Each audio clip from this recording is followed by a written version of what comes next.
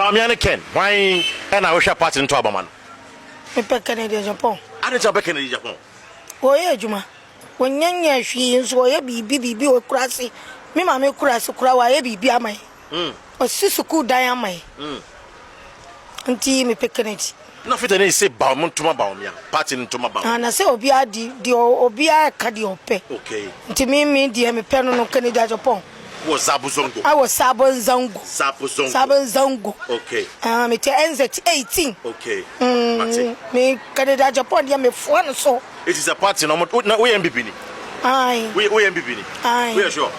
What party card? I say my ba MPP na me NDC. Ana NDC. Aye, Canada Japan ti na me ba MPP. Oh wow, I see. I see. It is a MPP from to my Bawumia then we share the nebis. Dia wo mu ani wo mu.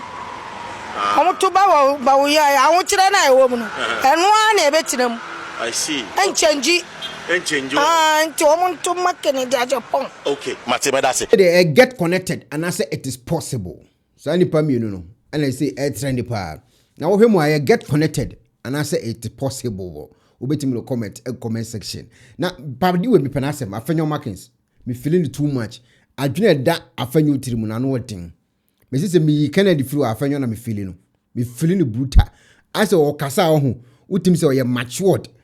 Ana nsɛm a wɔka no onim de wɔka no onim bebe ekwa akosi wadi nkomo bi e wo ntumi afidie no so ɛfa nkabom a NPP fo ɛwɔ so mo ka mo hobu mu me nya NPP ni o me ye Kennedy ni tie ni se Kennedy ko ye NDC a me ye Kennedy ni still na me ye Kennedy ni na afenyo ana ase mabudo e de ama too much ɛwɔ how we see e kan nsɛm ekeka ne o masi ani ema anioma etimi da na akwa so o se unity no e important na o de abronye DC de na eto no no e na o de di nkomo e wa afidie no so ti wuni me da homache na menim se your friends abronye omo de ne court na me kan social media around 4 a.m. na me hu se Nana B afre me na me say Nana B 4 a.m. Hey, what's happening?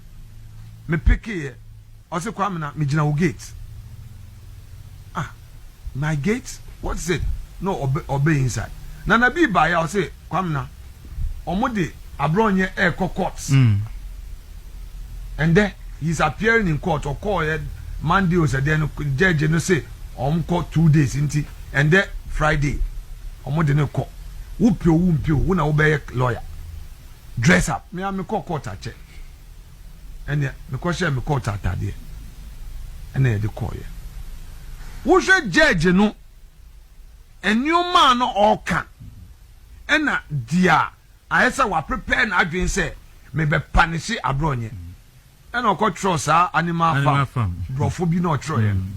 Me hwe judge nanim din. Me ti court dem no na honorable Fred Blay aba. Na your friend say Godfrey Domiso aba. And afa judge na nkasa obohu say a minority leader. And I knew could you upon the law firm. Yes. And I know yeah, or the young lawyer no, on so money buy it, and they so case in you who say some of the regional chairmen were there. When we say after a few days of public outcry, the Attorney General himself went for variation. Anna. Yes. So have you seen the power in unity? After judge, you know. Ono ani promotion crampo no na ishiki ne ho hihye no what I say it was a wake up call. It was a wake up call say when we are united as a party no evil can touch any of us.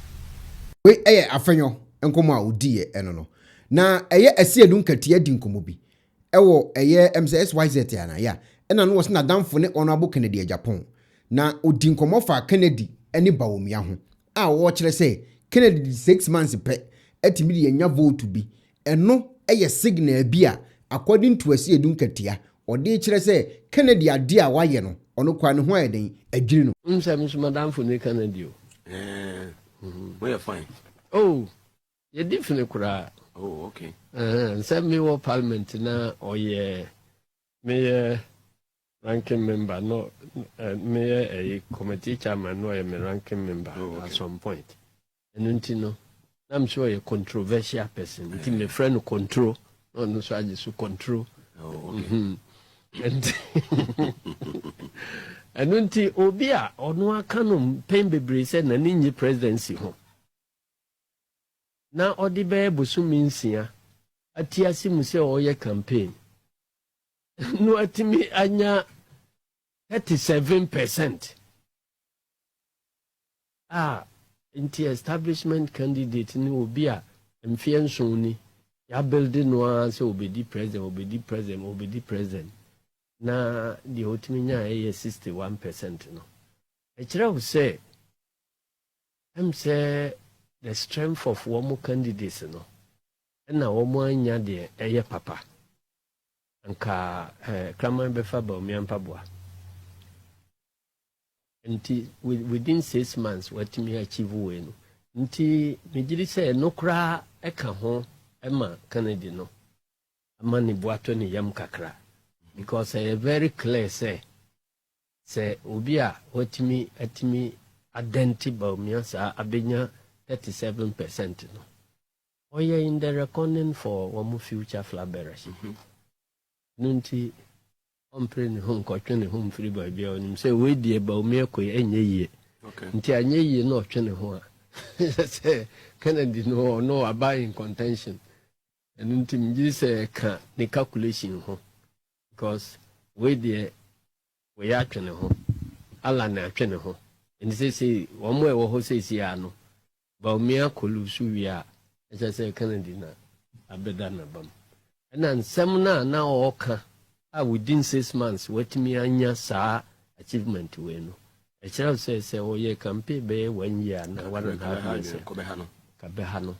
Cause in some MPP for I can kukuamu say abai we go mo ani mase no. I'm say no home. Be be fa bia get connected. Obiaa di Honorable Kennedy e ho nkomo. Ano den. Na omose Kennedy akoka asimbi. Afa ami tribal comment bi a wakomeki na etre na edidi. Mebo audio bi e di akiro. Audio ya mebo akiro. Omo na record omo hu. Audio krum minim se politicians no komo record omo ho sa. Sa Bugri na record em se sa IGP se bi sa na ba bonten bi no. Wosan de wodi fufuru bi aba bonten. A wono nso the same tribe ansensem na we ke Honorable Kennedy Agyapong voice na wo mu a ka koya asem wo Ghana de ha benye Honorable voice nti wonze we ni de to ku bi ayedin. He went to where? You know, down Timmy. Tell me that he was doing that. What did he say? I told you that some chiefs are warning people not to vote for him. Hey. So your voice. But do you want them? Yeah, I want them. Why? Kennedy called you or? No, and I'm Zoya. Who called you? And I'm Zoya. And I'm Zoya called you that Kennedy wants to. That Ken wanted, you want to bring Ken to my office, and I asked him for what? That say Ken used to be my friend. I said yes. Then he said, oh, they hear that I am advising people not to vote for him. And I said, yeah, I asked them to vote for my brother, and I'm campaigning for my own self, not for even anybody, because it is my brother. Let me add up to you. Your income. Okay. Let me add it. Okay.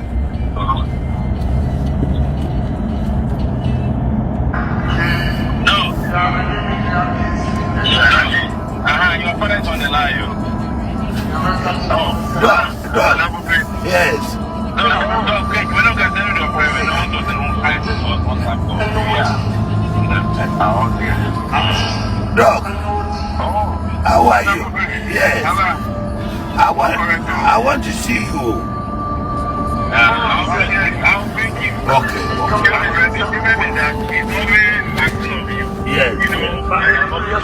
Yes. Honorable voice and anke that's one ka sembe nka Ghana nyina nka obi antimi ndawo. Se ya ye ka se Paul do mochra frɛ Honorable Kennedy Agyapong ne nkofo ni bi okasa edema no. Ene wo busa ne se Honorable akomeki comment bi a omo se tribal comment enu nti enya de ebeboa na opanyina kyerɛkyerɛ nsɛm nim ɛwɔ Paul do mochra fidie ne so. Yenko na wankasafo wani ne waso tie nsɛm a Honorable kan ye ene de eye nipa okasa edema Honorable yi ebeke na fa judgment egu comment section. Kwesi Kwaten has joined me in the studio. Kwesi Kwaten is a lawyer, and he speaks for Kennedy on Agyapong. Kwesi, good evening and welcome to the show again. Good evening, Paul. The reason why you are here is that Kennedy Agyapong, the candidate, is accused of delving into tribal politics. There's a video where he talks about he being something about Akan people, something like that. What happened? I mean, contrary to it, he has been a victim of this tribal politics. Unfortunately, there are some other people who benefit from it. It just so happens that after benefiting from it, they play the Wall Street game, play the victim role, and Ken, of course, appears to be like, I mean, somebody who is propagating it. Just like what we see. I mean, if you go to America, for instance, there are some genuine instances where somebody may have committed a wrong thing, but they hide under the umbrella of racism and want to justify it. So Ken is rather suffering and has been a victim of the political abuses, whilst unfortunately and to the contrary, we have other candidates who are enjoying from him. But these are the facts. The facts are that just yesterday, when he met some delegates in the Eastern region, he reinforced and reiterated and of course raised a concern. And that concern, Paul, had to do with the unprecedented levels of tribal intimidation that is happening in certain parts of the north. It is important for me to state clearly that Ken is not divisive, Ken is not discriminatory. Interesting. What did he say?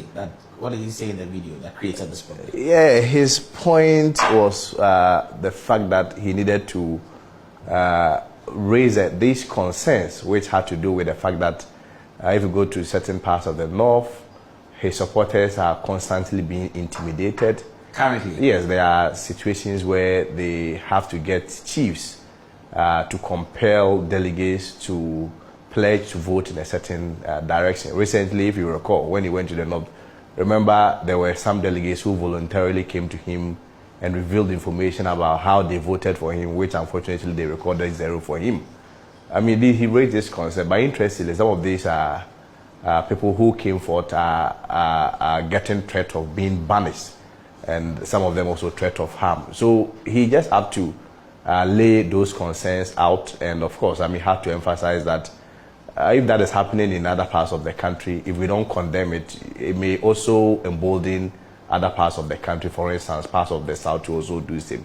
And I think, unfortunately, some of the media reportage misrepresented it. I don't want to repeat the name of the media house on your platform, but they misrepresented it and presented a certain outlook that suggests that Ken is asking all Akans to vote against minority group. I mean, there is no way he would do that. Vote against minority rule. Minority group. Minority group. Yeah, minority, the groupings. I mean, the other ethnic groups. And we believe in the honest, fair, and of course inclusive policies. But what we also resist vehemently is any attempt to also blackmail us on any religious or tribal lines. Because the record has is clear, and the history is also there, that there have been candidates, they moved to their home regions, engage in all manner of tribal and identity politics.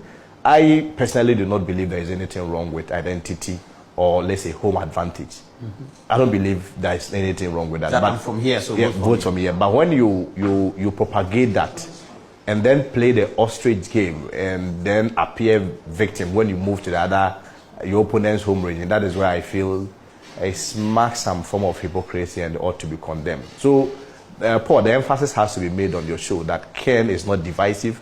His recent company, the rubber company, employs 360 people. Interestingly, 300 of them are all from the northern part of the country. The rubber company in the northern region? No, it's in Greater Accra here, Tema. It's in Tema here.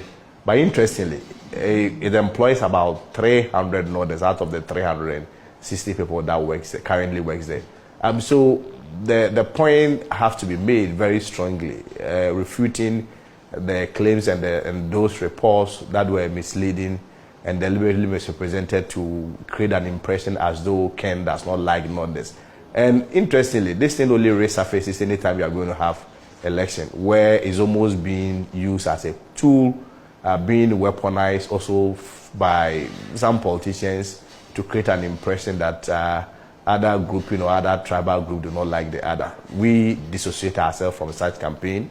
But of course, like I indicated, we also not allow anyone to blackmail us into silence when it comes to religious lines. If chiefs are being compelled to call delegates to ask them or force them to vote in a certain direction, and also there are also delegates that has been threatened against harm, and of course there are also threat of banishment, all on the basis that they support care. I'm not sure if you're a leader, you just leave it hanging. Obviously, you condemn same and also ask for inclusivity, and of course, I mean, some political. How is the campaign going though? Where is Ken these days?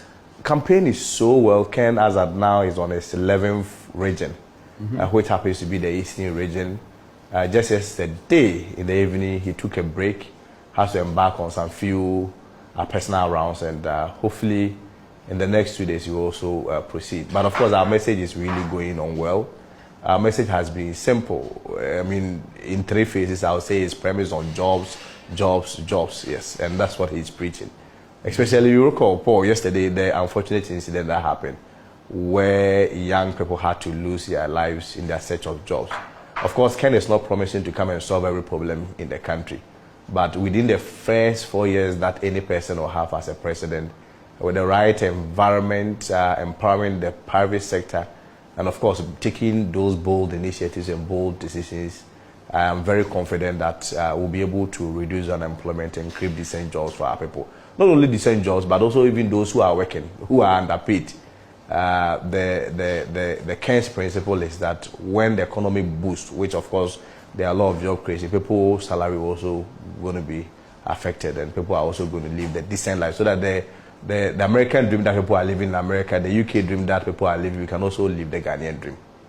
Which is the Ghanaian dream, which is that you will have a job. You have a decent life. Decent exactly, job. Decent life, of course. Decent life will mean that you at least have a means of livelihood. So that, Paul, if you want to rent a beautiful place, you should be able to. If you want to change your car, or if you want to have access to car, especially after working for a reasonable period of time, say 5 years, 6 years, this should be basic. And it's also basic in other jurisdictions, other countries. I mean, there is a global trend, and especially when it comes to our jurisdiction, it's on the rise, where a lot of young graduates have to pretend as though they want to pursue further studies. Most of them, recently I was in Canada, most of the students that go to Canada and other jurisdictions, most of them do not even go to school. They just end up driving Uber and engaging in other menial jobs, all because in their home country, they are unable to live very decent life and the Ghanaian dream. So Ken is of the view that when you name unemployment to the barest minimum, at least the decency that is associated with the human life and of course the dignity that we all deserve, we should be able to get it as God's children. That's interesting. There's a narrative that this MPP race may be too tight. Is it true? I beg to differ. Of course, I mean, I respect those views. For me, especially from where I'm coming from, is a feedback to us to ensure that we really work hard. But from how the grounds are and how the delegates are receiving our message, you realize that the delegates is about 1.16% of the entire general voter population, which is about 18 million, because the delegates is about 218,000. If you do the mathematics, you realize about 1.16%. So at the end of the day, the delegates also are listening to what the majority of Ghanaians are calling for. If you sit in trust, people are calling for Ken. If you enter the malls, Ken. They say it in a very simple language, especially in the markets. More the Ken buy a better. So I have the impression, I have the conviction that this message is really sinking to the delegates. That yes, all the other candidates are capable. They are all, I mean, very great and nice gentlemen, but within the exigency of the moment, the timing, people are saying that more they can buy a better. And for me, that gives him the added advantage, that credibility, that trust. It's not only about marketability, but it's also an aggregation of marketability and visibility. You know, marketability may just be, marketability will have to be acceptability, and visibility will have to be presence. In the case of Ken, maybe unlike all other candidates, Ken is both marketable and visible. And for me, it gives him that advantage, that presence of visibility, and of course, that aspect where a lot of Ghanaians trust him. They place value on him that Ken is honest, Ken is bold, Ken is patriotic, Ken is somebody who will not tolerate A, B, C, D. Especially at a time like where we believe that most of our challenges has always been issues of discipline. We need that leader who can make strong decisions. I believe strongly that Ken has another advantage. I don't see it as a tight race. I see one of Ken is going to win. I'm looking at between 62 to 64%. Oh wow, that's interesting. You think Ken is going to win? Yes. All straight away? Yeah, all things being equal, between 62 to 64%. Because currently, Paul, the Brian tampon factor has also changed a lot of the dynamics. Yeah. Where, of course, I wouldn't pretend that he's also not maybe snatching some of Ken's supporters, but out of every 10 people that goes to Brian Champo's camp, chances are that 9 of them are from the Dr. Bawumia's camp. So he's really changed the dynamics, coupled with the fact that delegates believe that we need to present somebody who Ghanaians want and are ready to vote for. It gives him some added advantage. So I'm very confident that Ken will emerge victorious.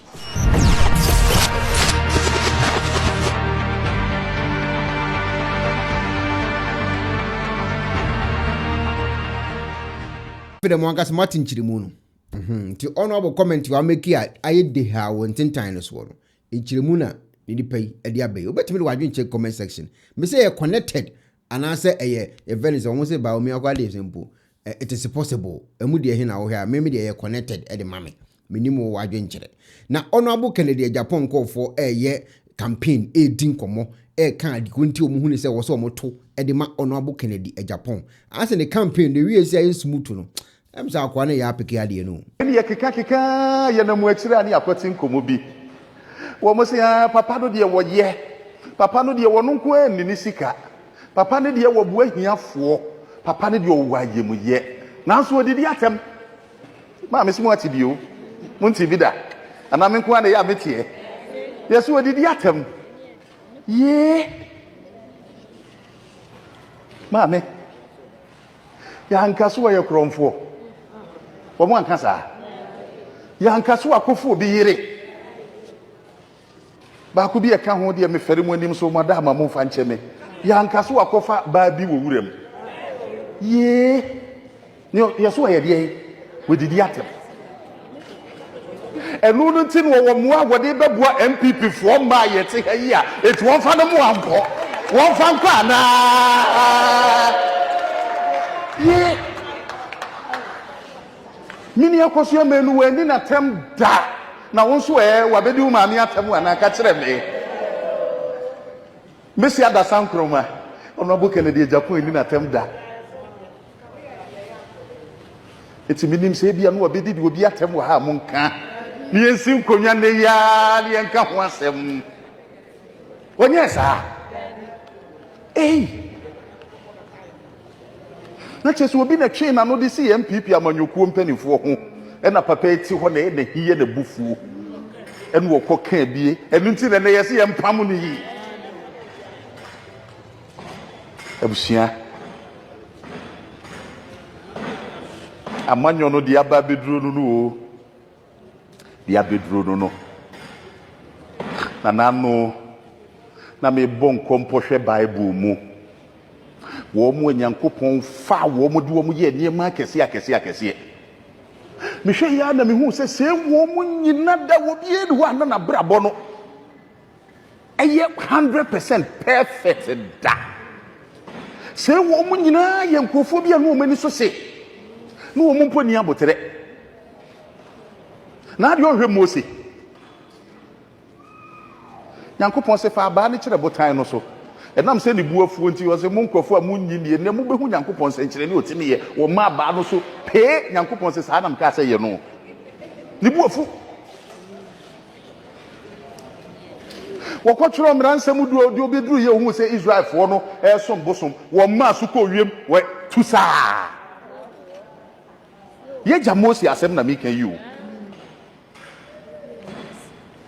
wo di fo bia ne nwosra bo ne be Elisa asem na me kan Elijah Elia sa de kan twi no wo di fo Elia wo ni Nyankopon kasa Enimu ni enimu.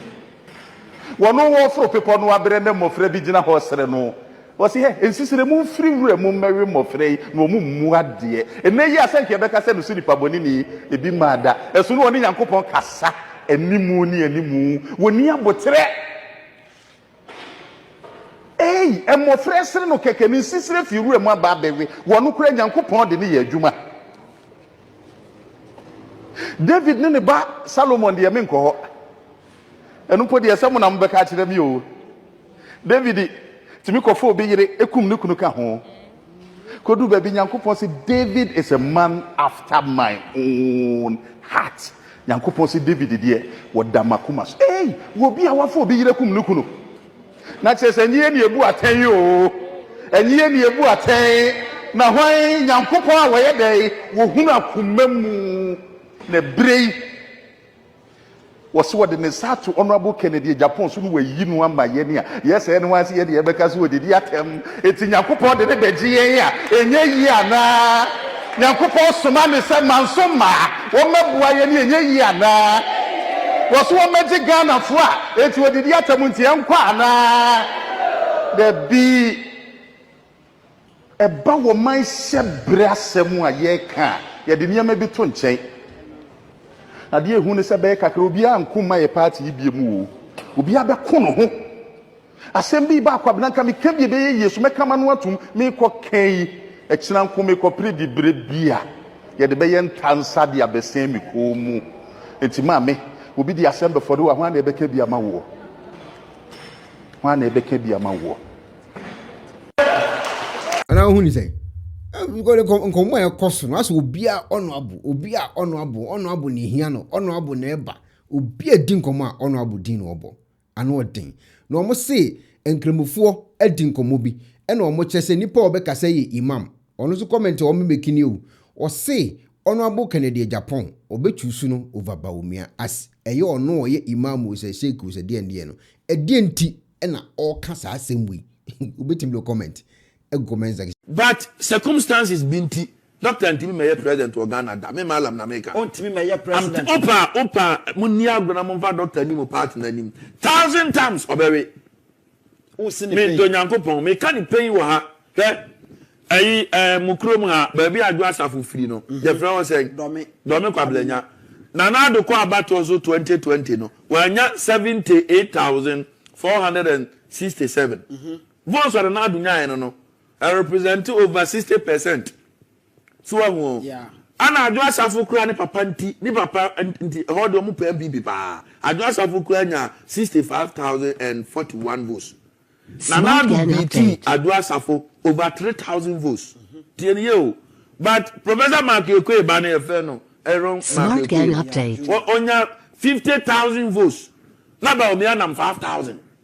Hey, fisia umi hu bi da and people abakwase mu 5,000 votes domi kwabrenya na Bawumia nkonfo na omo sole a ye mani nko biem ye omo nte nkonta na elections enya duro e fact and figures ubetimi akodi aduro na ye NDC no akwaje bantama seat ubetimi abedin emfa opako wura bani ni je emfa ena kire sa abato onya de be enya duro Bawumia opa abano wanko the spiritual fathers for nanso onyai se mama so ko ne de ho ade no ube enya adura se mo hwe Professor Mark Ekwe ba no ni 50,000 votes a wonyaaye no sa wo hwe Bawumia de 5,146 Bawumia votes no sa wo hwe differences na 45,553 votes enipa wo moto abama Professor Mark Ekwe ba no sa unim say to abane simultaneously ye to MPs na ye to presidential anameboa enti aden no no nya over 50,000 votes na Bawumia nya 5,000 na je so omotoma Professor Mark Ekwe no muja no mukofie no mukofie omanto ama no tina me ka kire wo say omompe candidate no nya MPP no omompe no and the MPP for so sole a almost say MPP for anto aba be bro munim hwe Professor Mark Ekwe bananya over 50,000 votes Bawumia nya 5,000 no say MPP for anto aba MPP for be control aba ba ma ngere be o ma anto ama Bawumia show Odi ayo 50,000 votes no. Ah wo 45,000 every mu no. E madodo no difference in na 45,553. Enti e kire say sa nipa 45,553 no. Omutuma Professor Makeko wi na omukokodai. Bawumia de romanto. Omo manto ama so omutuma Makoko eba no nko ade na che so omo MPP. Omo MPP for TMPP. Yes, MPP. MPP for to aba. Why say e de na masa ade we si hwe two political parties and yama two alternatives ni yama kwadu and yama apple ubetimi ayimu baako yese kopo no mu na enne wo ho na ye hwede obetimi de enne dodo ayde be aba political party B, political party A, and political party A no ono wafa kwadu because enne di kwadu. So definitely ukokwa yemu wa wo de ni bebrebe be ebeba edru political party bi ni nko aso na okofa apple na enne omudi apple enne omudi apple MPP for problem nyina ni asa lawyer for ni asa doctor metimi show mu din na me din Ghana ha no Christian country mu dominate over 70 plus and a Christian population 71 Muslims no 30 na aka na ya dia enkremofo wom abosomsomfo omuksoso omsem de menko ba bia bi na ba na dai oso no pe Kristo som ompe bosomsom ompe obia de na abaye no obia ne believe ana me boa saafo anyina aflaflamo ti uhwa jo mama na wo ye Christian no aye de ne ko magana fo no dodo no be rebe ebeto no eno ne apple ne kwadu asem no na wo kofa apple dia eni ne kura ho no mu dwane o onse Professor Makeko abano mo to abama duru ba mo no mu dwane sada na ya to abama obi anya over 50,000 votes sada krona obi anya 5,000 votes party krona so no mu viso mo fa hen aso ma di ayira duru mo to ya hwe so mo ka kire mo na mantie tama ya beto 2023 internal elections no omo ma dwene ma bo bill Obiaa conducted research. Omufa lanchire matin de ne compare jo mama. Na lanchire matin BT jo mama. Omufa ba pa kene Agyapong de ne compare jo mama. Na kene Agyapong BT jo mama. Enti nka online film na aka hwan. Nya Kennedy. Na nka aka kenpe. Yes. Enti so many nyina ba bonten statistics ni nyina ne favor ken. MPP mpani force no. No mo de omo ya abayifo no mo nto aso no mo we de beto mu 2028. Mi donya mi senka MPP nya 9% kran ka mo nsere me. Se wan fa ken na nkwa so mo di Bawumia ko biema na say probability say Bawumia votes so be sate more no higher ma me nchira calculation no man prisifo ni kusasifo no Ghana ha ba bia man prisi ni kusasifo no ntokwa na akoduru no kusasifo no omodo so che man prisi minim ho pa on say apa east asem ne yekan boko central area Galu Timpani Udana na oko Burkina no hye no so ho everybody pusiga awo nyina Udana nso so ene sankase na bohye minim ho pa kusasifo na doso e was ha area ho e che man prisifo won say man prisifo dodo na wo na ringu won na ye north east no ene bi mu so akoka eye upper east wo no so ahu eduba na ringu ni wale Bawumia krom ni dia ewo nyina de kusasifo no doso pa ba nkoboko area ho de a man prisifo no doso na ringu ukoboko de kusasifo no mo pe adodo pa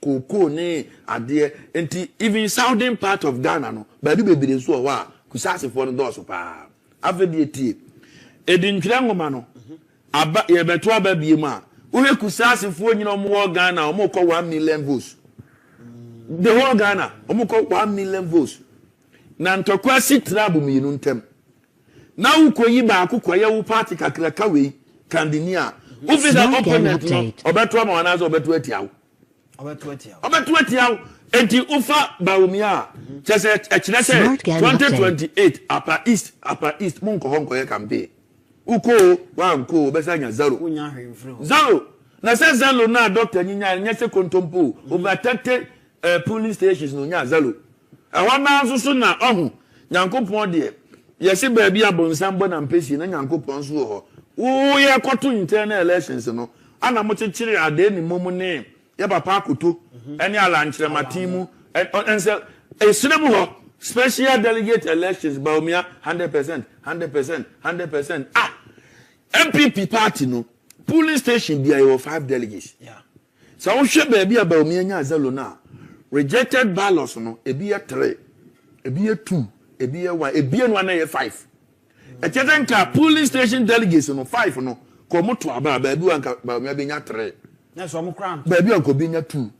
My character now say, and your Bawumia no mumpano. Montes asem nase.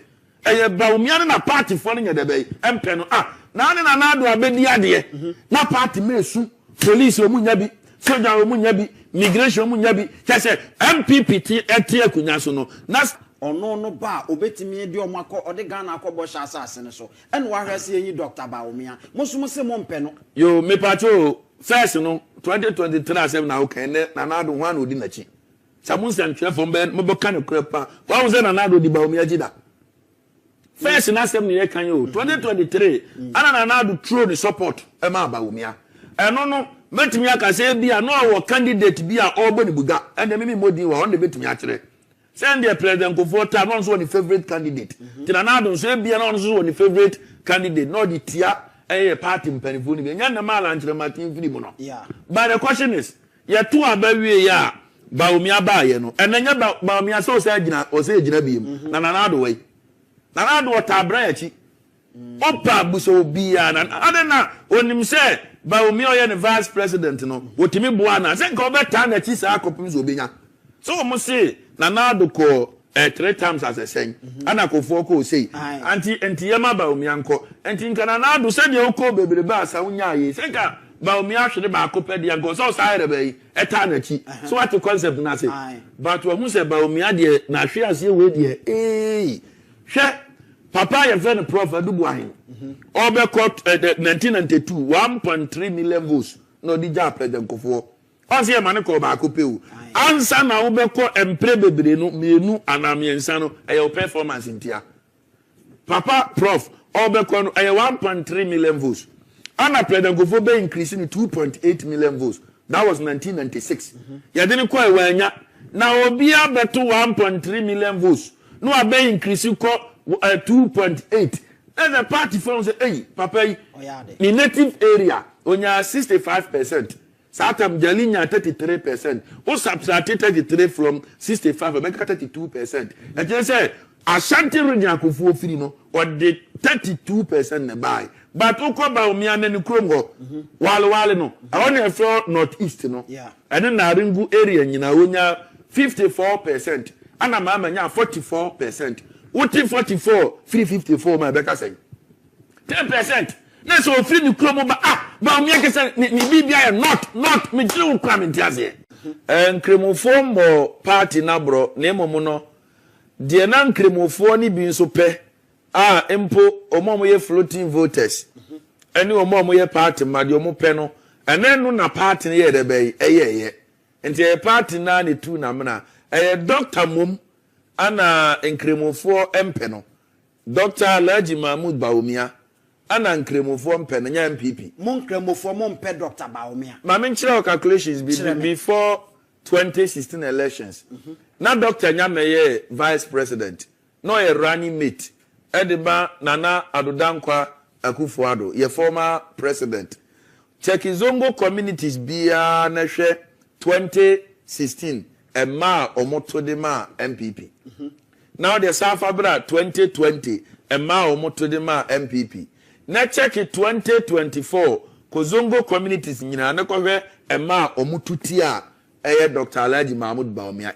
It shows clearly say enkremofo zongofo omo pe MPP but omo pe doctor na amode ne baaye no na mekire odi enti a omo pe doctor wo de yemfa 2020 yanko uko ba bia me firi baaye Ashanti region na me de me butuo o pezongo esopa Asanwase constituency yawo abuabu number 1 yawo abuabu number 2 yawo Sawaba yawo Nima bi ewo Sawaba ho sawe Asokore Mampon owe Boban Pakoso Asebi sabro ni nyina yawo adukrom kura so hwe ho ni nyina nkremofo na age ho aboso Ashanti region nyina wonim se ye Masalachi Kase Central Mosque no esi Asanwase constituency kire say Kumasi de se pezongo ye strong pa asawase e ho na MPA muntaka no 2020 kura batu na COVID-19 kura wo ho no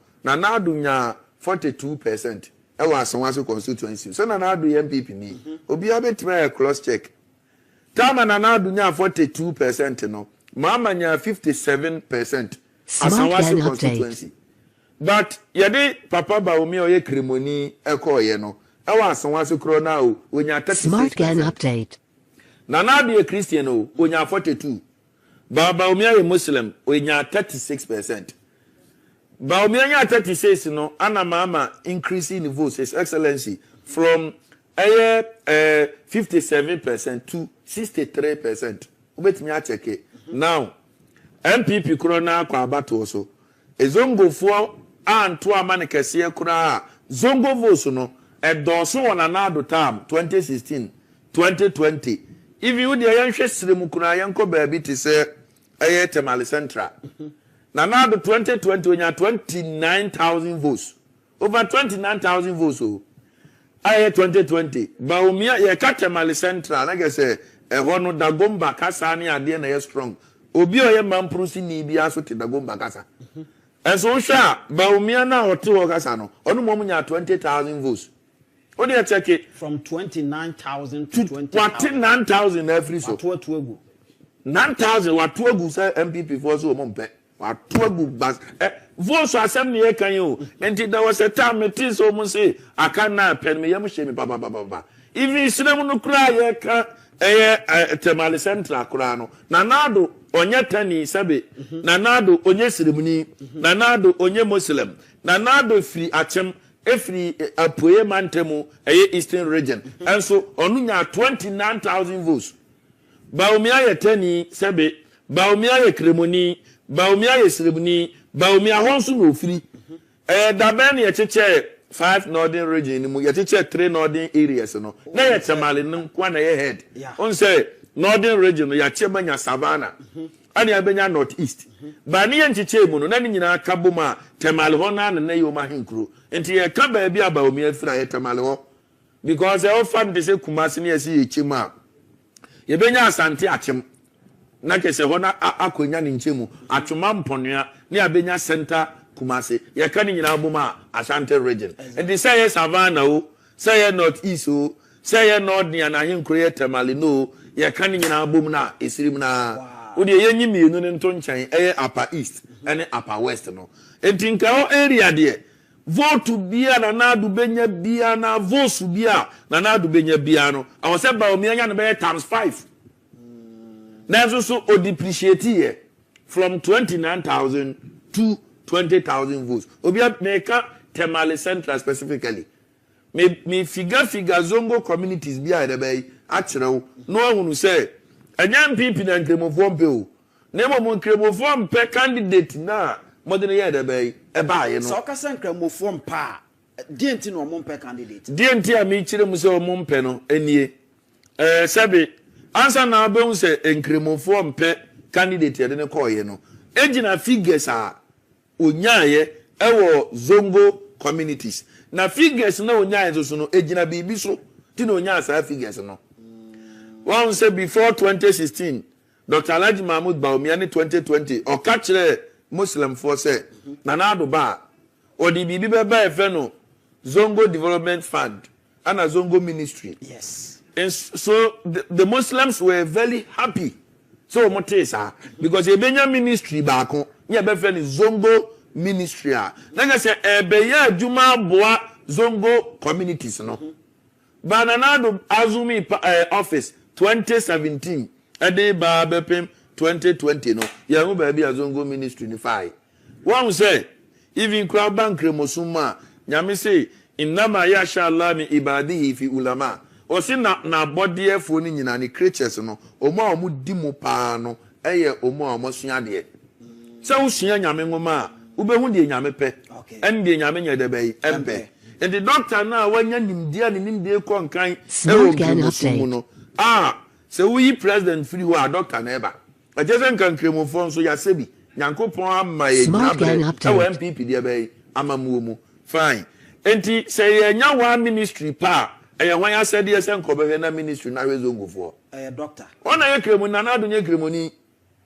Ana sebi we nanado office fidi wa. Ana nanado na etimi kire se ministry we nkwa ha de ba ono de odi abawie. Ampa nanado create zongo ministry. Ana meboa. Ya papa Abubakar Sadiq Boniface okoye minister oho. Ana ya papa Mustafa Hamid. Also ana meboa. Ejense zongo ministry ni ye de bay. Now the question is Zongos be a anymore, a dear ministry near Maum. And to whom say, Dr. Bekachre Omu at the Baje Power 2016. Because most of the Muslims communities, they came out massively and voted for Nanado. Nanado 2016. Ni votes are when ya over 1 million votes, no, non cremophone be at a account. And this our bosh and cremophone was doctor not or the other. And the seminal or Bekaye. By a whooshy and frimu. Sazongo ministry na so no ka say Sazongo development fund no ombe yis kabia frimu 2020 okojira simpie so na 16 regions ni nyina omasi model schools senior high e dia ma zongo communities no sa wote ya omo hwe ya no so a ba kokura doctor anye uban kremosumu a prophet Muhammad sallallahu alaihi wasallam al mu'minin Allah yukadhib wasi jidie ni pa no ne ketre mantantro wasi jidie ya waboni bi wo nipa betima ye no akwa sakra nipa betima but a drew and trod here ko sheni Muhammad sallallahu alaihi wasallam jidie ni ne ketre manye de be entantro entin kremofo atiwade pa ni se obeka so mfa na wonam ha ana beka se we kokko mekwa ago ni fita ohun yi woni biem kremofo achi woni kremoni na ma fita ye fita tuntum ye tuntum ukọ etifido mantemu eni ade de aye beka se mamprusi ne kusasifo entokwa no eno nso so kan ho na bia edi eka ho eniema ekeka ho nti a doctor kremofo anto aba ama no anase muslims ne ba out massively and voted against Dr. Alhaji Mahmoud Bawumia no baako mekeka enu nyina bebam de edika ye nkemofo na hunu se ne ketrama ne ka atro na atro no ena mi figa nkemofo nko side de mi kan nyina so se meboa mo nka se meboa ya creative ministry zongo di ne da so afi zongo fo na ho hwe ya creative ministry ya see obi bi the zongo development fund Mubenya sa fund na idea sisi model na 2020 Dr. Diko Zongo or say ona Mustafa Hamid na ye Zongo minister and also with Mustafa Hamid no mbe say 16 regions ni nyina obesi model schools e dia ma Zongo communities no ene busam se ba akokura si Zongo community and so say Muhammad your friend say Mustafa Hamid ene se mo blame wan keka doctor le keka an doctor na se ono sa doctor kwaka ya adwuma ne hye Mustafa Hamid nsa ntie bia doctor no de adwuma na hye nsa ono na anye yemle me pa cho de wo mu ni say yesi answer na ni frɛ ni beto boabo no no de ne na asi so Mustafa Hamid ye minister doctor ye president Dr. Benanado che Mustafa Hamid why never authorize Mustafa Hamid amana ye adwuma no doctor ana doctor kro kasa no wa mo Mustafa Hamid di oso ono obega say ye to abasa ama MPP dia sa 16 regions zongo communities bia sa squad and be kwa kuso wo de no to nchan a obi a ye kremoni ni artist wa kojina Cape Coast Central region o say ye besi habo amamo any airport na na do duro so aboa me krata bia ni wa motisa na se kremosum no ogu ye ni mase eba entra we go kremoni papa bia no say answer na be kwa keka asem bi no that's no president no yes and the other kind of president no cause ampa na say okay can sem bi na president ka sente sa ampa and the central region sa habonesi wana eniho airport na wana and the can crew say me ka say mo MPP for na mo anyi de zongo for ne form for pa mo ni go nipa ne ka asema wonye de ban onye ana Ghana ni bia nso obeto ba enye se zongo ni beto aba onim de ono so ye o to aba obenya mfaso ayre bai afini so na se woka na wonye na obi ka na o ya hwe John Dramani mama o ka kire ye zongo fo se ye ta na ti a oba ya obeti haje so me pa cho te ya na ze wante so no mfa ho any baby a dollar namo menya campaign ma John Mama me dey can be see asem so wa hu say MPP for John Mama hu say MPP for the ya den doctor no mo sa ne beba and this for me a very smart politicians I'm telling you more especially John Dramani Mama wa hu say doctor Ekremoni ano nim say MPP do munya yi asamasi kodi o mani ma ono ano mo sa ne be de be ebeba enti onim obokwa bi ato ama MP NDC for and you said be ya MPP for the Mahmoud Bawumia ba sabi o mani ma omudi obi akra be face na still on be sa in 2028 elections.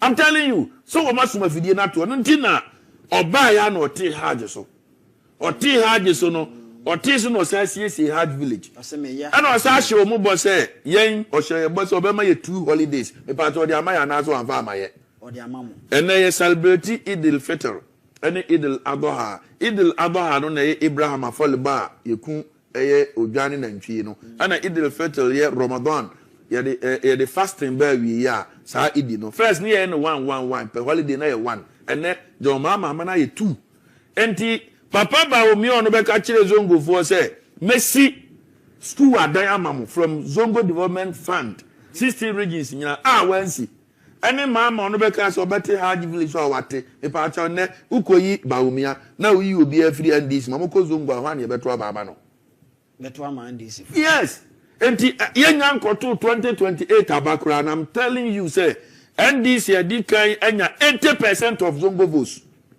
Ntina me catch us NDC for your smart. Me me ye campaign am wo mu. Enti sa wo benya tumi. Na wo be kwa akɔhye ukromfo ne osomfo ne bo. Na wo ntimi nya. Ana Kristo ni timi be ye mo beto aba ye be ama no.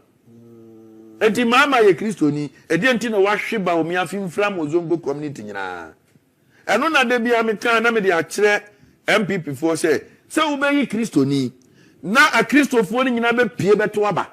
Na nkremofo kakra nso abeka na mudi anya nkonimdie no eye chance obeyi kremoni Kristofo mampie nkremofo nso dia abobo because muyi die nkremofo empe no muyi die Ghana fo mpe muyi die party ne mpe me kirechire ma obeti ase die di obiem nie ye beto aba no me kire ne manti nkremofo ye beto aba no ana doctor sabi okọ asolifie oko asoli bebre ano sa ko busumfie masa nkremofo ye opila num opa busa Muslim scholar bia sa pila num no aye wono ba ko ni se obedi adanse ye se Nyankopon ye la ilaha illallah unya gitum se nyame ye la ilaha illallah eye chiwade se obawura busumfie eye haram even unsase ekura no ye fre bibi shirk Nyankopon se odi bi boni bia beche ewo Qur'ani mu na obi odi bibi kan nyame ho no onfa ne boni nyade bai enche ne da ne ka se odi bibi kan nyame ho a eni se upese unya nyame fufuro bi udi tumi bi firi nyame nsem ma nyame abode abra nyame nko aso na ye de bai tumfo edi kremoni biara believe ne se nyame ye ba akope me kira wade bi uba esum a Christianity ni Islam no omo ya ayonkofa ba som ne nyepe because Abraham na si ba ne yira ye friend Hajara a ye friend Hagar ono be wo ne ba ye friend Ishmael a ye Ishmael Ishmael a won to aso ne be pie prophet Muhammad sallallahu alaihi wasallam a be pie Saudi Arabia ana Abraham yiri pani ne friend Sarah Sarah ne so ne wo ne be friend Ishaq our Arabic mu ye ba ya ye friend Isaac sa Isaac nso a won to aso ne be ye Jesus Christ to one say Muslims ni Christians o mo ye de be ayonkofa ba some ne nyepe obia ne believe and na wasen ka doctor hu sa de no because kremoni gidie ni say nyame ye ba akopɛ Christopher so gidie Trinity of God obedi Ghana nyina nim eti se so o make sure say nia obia agidi bia so be gibia ono so be ye said e be ya ono omu nyina be nipa ba ako yo me da say untia obi som onka obi som nhye untai obi som o ma som bia wo wa obeto ye no awo ho ne momo no unkonko som obi som se wo hwa ma som bia ya adwuma eno won se wo peli da bia utimi de wasem koto som bia nim se omomwa ba wo ne omo nya da ben enkosom tie ne ye o na se nkremodem MP4 ba ho DC for ni amanfo ba besere empaibo ana meboa ana obi but mayam ha sole awie no na omo de asem na yede bɛyi asem asi pɛde bɛyi MP na omo de na kyerɛ mo dom no but on ma me ya Allah akbaru ni bi because nya onem na yede bɛ esom me pa cha wo kowura masalachi a you perform ablution before obeko edale akoy istinja be gogoro o private part we are why there be why ablution me pa cha we Kristo ni a we sansa na wakwa so there be enti esom ne yepe enye pe enti Kristo ni be twen abonten no ya sala wi no ansa na ma be nipa na there be akire ba we di okoso for bodo se dem ho no na o so fo mfa ne nkata so ne nkata ne so Satam no mo ya asole o. So oje nyame nhira. A kire se wakoji omusom na tum eye kremoni bi eto no so sa hyemu. De omo ka de ono sofu ndenim. Afere sofu ni pie no say receive it. Kofo dance ye bra. Se o hwe ya sofu ba be se de no. Eno kura de nkentwa o ma wo kura o. Na kremoni wasa akọ busumfie. E me de nyanya arebai agukom. Ba bi egu apetition. Dabi nkremosum tia Edia say bra so a human kremosomfo pa alhaji ka alhaji ni kura nkan ho doctor de nkremovo mfa ho Nyankopon de mfa ho no doctor alhaji ni de eyo bi tama doctor e be reanimate bi pa to ko bosumfi ansa me hunu bibi o si no da ho na ado frɛ no no na narrative ye say o person ye ko tie no so be reanimate na abɔ ne bo na oba ne yere ba dwene ho saa nyame na o share o saa ni munyam no saa nyame na ma be vice president no saa nyame na betima ma the president and most of the Muslim scholars they came out and now speaking against and in kremofo so they once say intafo ye ba ko yes asem higher all Muslims communities and this asem we so ye be e ka ho na doctor we back to asirem ho no kusasi ne mamprisi no and last doctor pa sa no krese we Muslim ni me patwa me Muslim ni nanye just a Muslim me deputy imam Kukum Central Mosque Asunafo South Mosque kakraka ni nyina imam ni ho a me na me wo ho enti me deputy chief imam Kukum Asunafo South District enti me kremo ni nye kremo keke 10 on deserve second chance when weak candidate the most weakest candidate MP before nya enti one me kire figure bi papa kofo ebetam from 2.8% million votes no out from 1996 the year 2000 and we winning and of course I call 3.6 million votes exactly if you want ono be kwa no ja ye papa Akufo-Addo 4.5 million votes are president go for the ja no 2008 na do call ye no o maintain is 4 million votes now want so 4 million no wan hwa so and the pie no so be kaya and e call 10 it is a MPP foreman and now the Kwamani Kobiema. It was because of his performance. He did very well. Marvelously. Now, a time, so okay, 23,000. Abani Jiresa, Ghana, baby, I cried near to say 2008. Yeah. Now, him say, President Kufuor, or Beji Baton, every Adubu, not on your vice president. So him say, no, only no, those also your vice president. Until Kaudi, we have vice president, can the opportunity Kasia Kura. We have vice president. Nana do Babekono from 2008 when 2016 about when or born bra or Babeko the year 2024. No, now we're down votes 6.7 million votes. Votes are not the guy I don't know. I know about this about 4.6. Hey. After the year cost or the year a prof or some year starting class 1. MPP for no Omom di Bawumia Chinumu are very wicked. Party ni kura. So did Dr. Bawumia Chini just why wicked. Let's say elections are full of calculations. Yeah, kwa na ye sign. Obiaa Jaw says 6.7 million votes. Let's say elections are full of calculations. Yeah, kwa na ye sign. Obiaa Jaw says 6.7 million votes. Tio, anka wo dia wonte so kura manenka wa betu so akọ 4.76 million votes. What is ukura o? Hwe unim se ye to aba bia parliamentarians no ye de omu votes ni nyina boma de bia presidential de do so che parliamentarians. Unim se ade. E no na me koye adoasafo calculations no. On say adoasafo kura ne papa firi wo no. One say Adwasafo nya 75 million votes no. Nana Ado benya 78 million votes. Or be 10 over 3,000 votes. But once Bawumia ne Erom Makiekwe no. Erom Makiekwe nya 50 over 50,000 votes. Bawumia nya 5,000 pe. Na say the MP ni kura na unim say 7 constituencies wo Ghana ha Bawumia nya 7 regions wo Ghana ha Bawumia we ni constituency ba akokla 7 regions Upper East we nya ba akokla Upper West we nya ba akokla Volta we nya ba akokla Oti we nya ba akokla Bunu East we nya ba akokla Western North baby ani we nya area hon we nya just say 7 regions. Well, we need one constituency. Your party me say not. Me na make a tell. Eti mo ko 2028. The necessary party ne ye. The also party ne ye nyina ne say na me ye calculations no. Obi ahu Professor Adubu ahin oko ba akopɛ.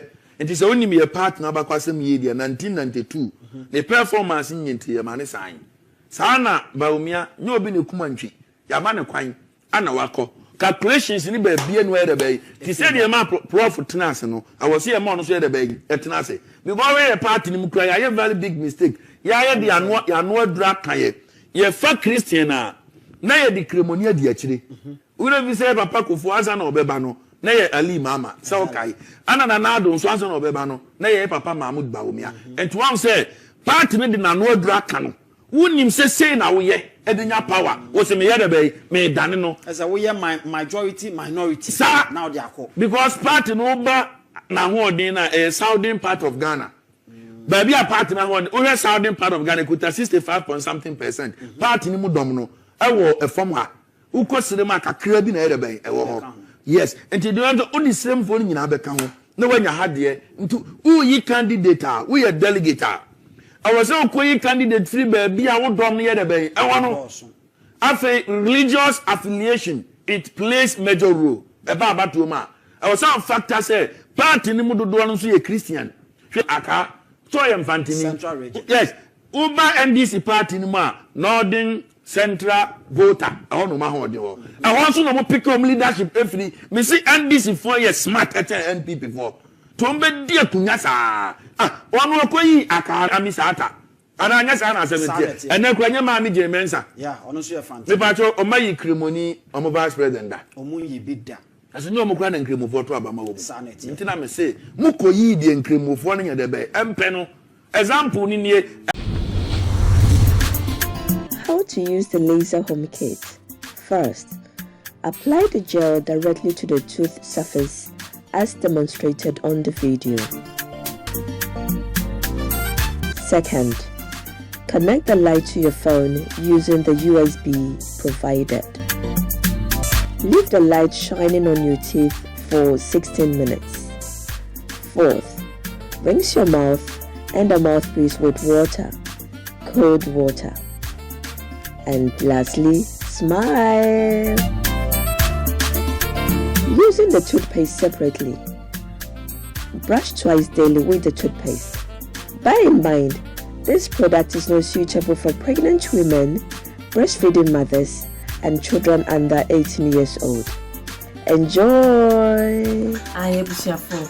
So we pair a sifita structure of body, and the enough for Hokodom unique laser whiten. Any tea stains, coffee stains, smoking stains, Obiaa, unique laser whitening product. Ebe yini nyina free summer kama. The oyan is so befraying. I was 07999792330. Unique laser whitening or say Muni Seso. I was so no bumbo here. Nami papa mudie. Pro Technologies. And I come from our Pro Technologies. We are specialized in both sales and installation of CCTV cameras. Esa install CCTV cameras in the Sour Ghana and NASA brochure now for Ghana. Now beso CCTV camera installation. We need Pro Technologies and then so yes CCTV camera installation, electric fence, automated gate, access control, video doorbell. Opadia, man yene nane buansu that form. Niye general construction. So pesi si ufi di mau say ya bansoro. Dentia so washasiye. Na pesi the bow and after na pesi sidima wono woni en eminsa woso ye de wo ni se ye no nyina ne wabochimemu ha ene ye branch ewa Ghana na enim obra wo bre nti so sika fa ensemu a sro bia nim wo dad da e dem ya pesi osi pride bia And when you saw here solar power, and Abamba wants and send be idea. Only Pro Technologies, any so. Yes, smart home. Above from Fidia Person show fee. And now intercom, Ibihujuma. Any essential interior decoration. Yes, you feel now. And now was you fee. Now Pessi CC Hodamawo. Set a your office. You bet your neat. Near your car tracker. And a GPS. I'll bet media track your car. You be a car and then be a bit my hair ever phone so. And register what from Fidia. Now who can first install it. And now the settings. You bay Ediama. Your Ghana office. Ewo Ashi. Adenta Dodoa Road. Yane CBG. And the DNM. For information or WhatsApp +1 401 75 70 300 and +1 401 69 92 254. Pro Technologies. Customer satisfaction is our topmost priority. It's centered on your grace.